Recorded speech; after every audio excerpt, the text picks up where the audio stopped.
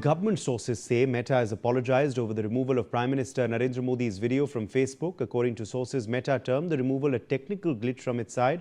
The government is taking the matter seriously and Meta officials are likely to be summoned over the issue. Yash Ahuja is joining us for more on this story. Yash, sources tell us Meta has now apologized to the government over the brief takedown of this video. Remember, just a couple of hours ago, Meta restricted PM Modi's this very video that we see on our screens, the video where he is, where he is appealing to the citizens of our country, to the youth of our country, and telling them that we have that the government has launched major, major implementations to the new exam bill.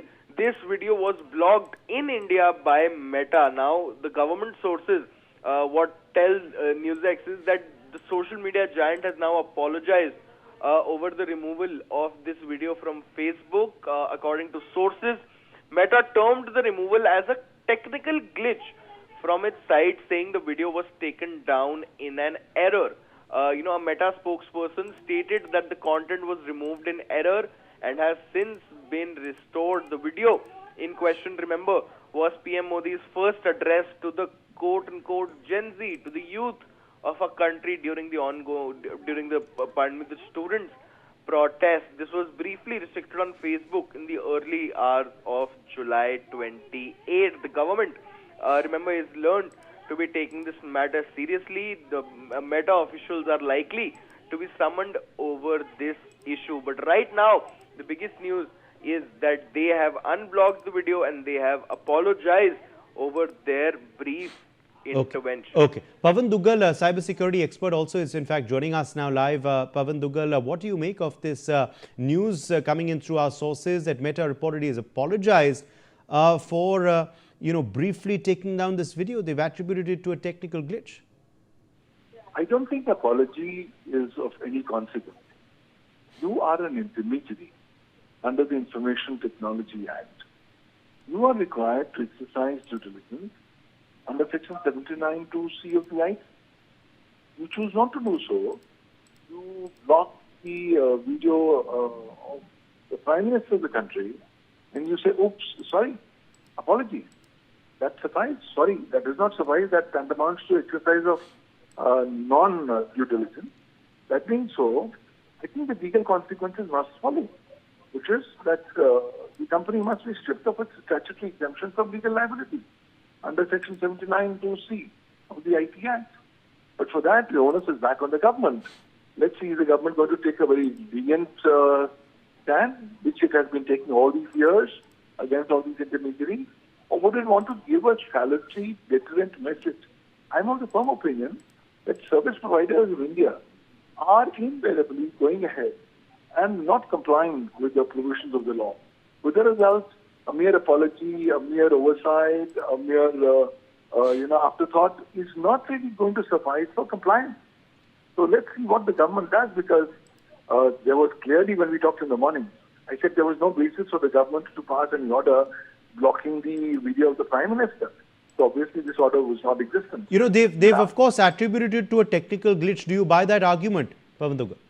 No, I don't buy that argument, because the first explanation was it was in pursuance of a legal notice, a legal proceeding.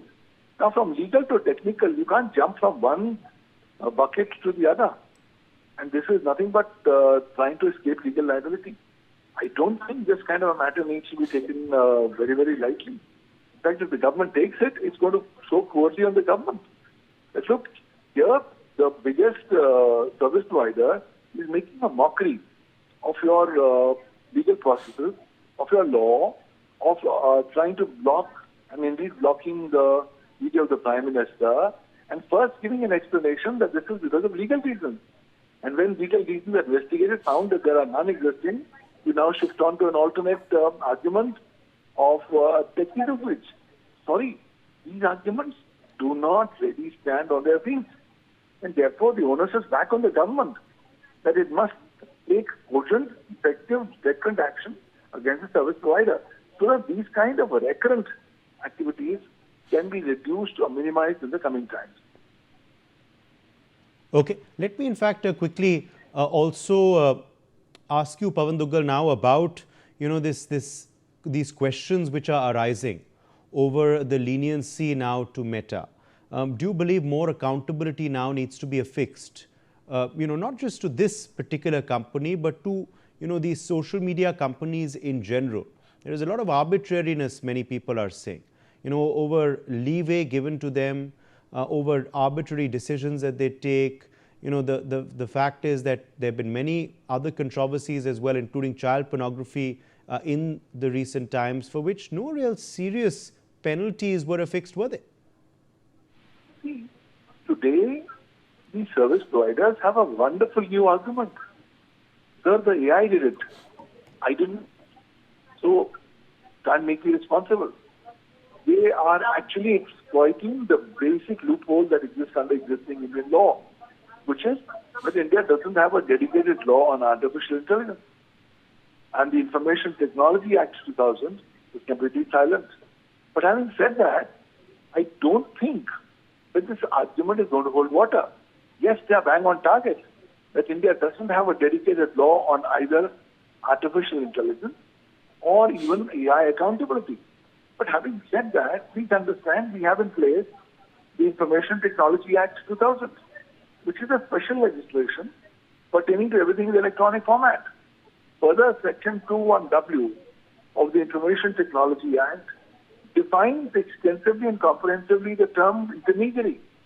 Now, Meta is all classically an intermediary. Once you're an intermediary, you are bound to exercise due diligence under Section 79(2)(c) of the IT Act. Now, you can't say, sorry, it was a technical glitch, so I didn't do my due diligence. That is no argument in the eyes of law. Therefore, we've been seeing that, the service providers have been having a honeymoon in India, at least for the last 1 decade. And they have been merely misinterpreting the judgment of the Supreme Court in the case of Shreya Singhal versus Union of India to give an impression that they are absolute above law and they cannot be made liable. Shreya Singhal versus Union of India says, guys, we are upholding Section 7990 Act, which means you'll only be exempt from legal liability if you fulfill certain conditions. Number one, you comply with the IT Act and rules. Number two, you exercise due diligence. Number three, you do not conspire or abet in the commission of any offense. And number four, when government calls upon you to remove or disable access to any electronic record, you do that expeditiously without vitiating the original electronic evidence. Now, the law is crystal clear. It's now onus is back on the government. Okay. The onus is not on Meta. Okay. The government has to take strong action. The government has never been taking All right. Pavan Duggal, appreciate you joining us with your perspective on this story. Also, thanks to Yash who joined us earlier.